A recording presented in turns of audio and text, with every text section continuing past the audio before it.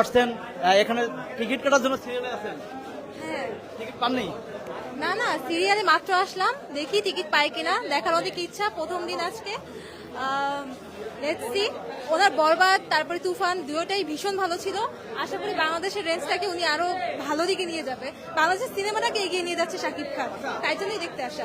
শাকিব খানের যে সিনেমাটা গানটা মুক্তি পেয়েছে, গানটা কি দেখেছেন আপনি? হ্যাঁ দেখেছি।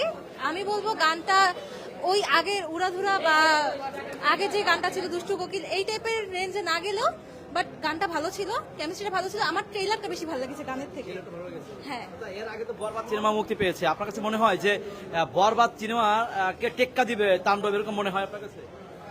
বরবাদ ছিল অন্য ঘরানার সিনেমা, বরবাদ ছিল একটা রোমান্টিক সিনেমা, আর তাণ্ডব একটা হচ্ছে গিয়ে thriller, mystery thriller. I think so, trailer দেখে লাগলো। তো আমার মতে এইটা আর ওইটাকে কম্পেয়ার করতে ঠিক হবে না যতক্ষণ আমি দেখছি।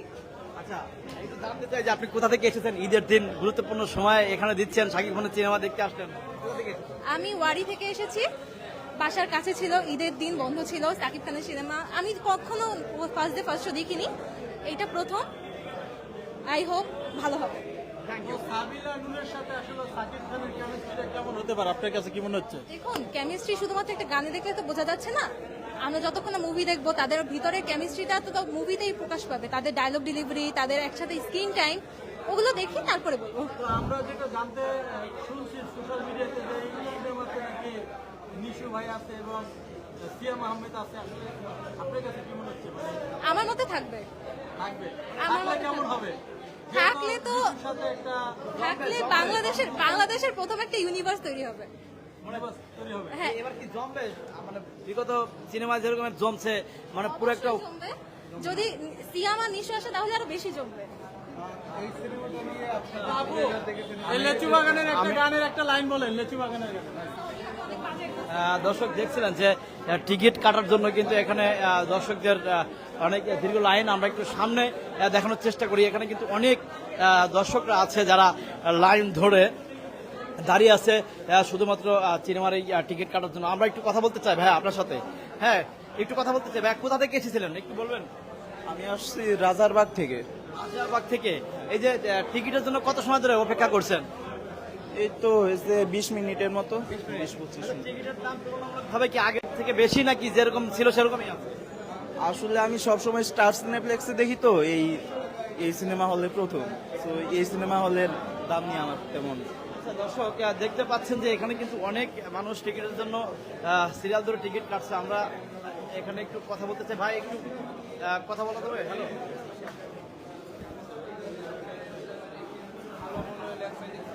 ভাইয়া একটু কথা বলতে চাই আপনার সাথে।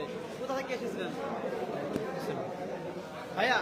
মানে টিকিট কেনার জন্য কতক্ষণ ধরে ওয়েট করছেন? 2 মিনিট।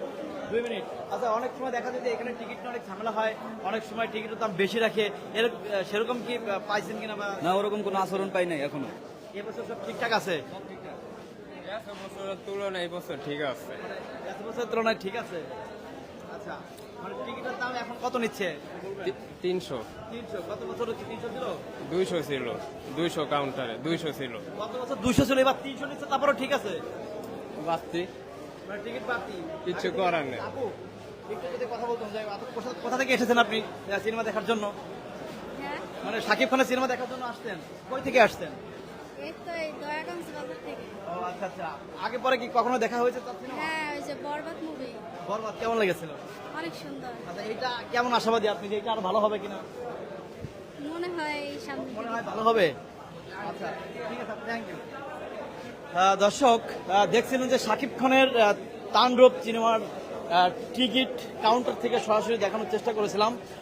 এখানে কিন্তু বিভিন্ন জায়গা থেকে শাকিব খানের যারা ভক্তরা আছে, যারা ফ্যান ফলোয়াররা আছে, তারা কিন্তু বিভিন্ন জায়গা থেকে এসে সিনেমা দেখার জন্য লাইন ধরে টিকিট কাটছেন। আমি একটু একবার মেন পয়েন্টে দেখাতে চাই যে এখানে কিন্তু অনেক দর্শকরা কিন্তু আস্তে আস্তে ধীরে ধীরে হাজির হচ্ছেন শাকিব খানের তাণ্ডব সিনেমা দেখার জন্য। তো এই ছিল এখন পর্যন্ত মধুমিতা সিনেমা হলে শাকিব খানের তাণ্ডবের যেই সংবাদ। পরবর্তীতে আবার আমরা লাইভে যুক্ত হব। সে পর্যন্ত সবাই ভালো থাকবেন। আল্লাহ হাফেজ।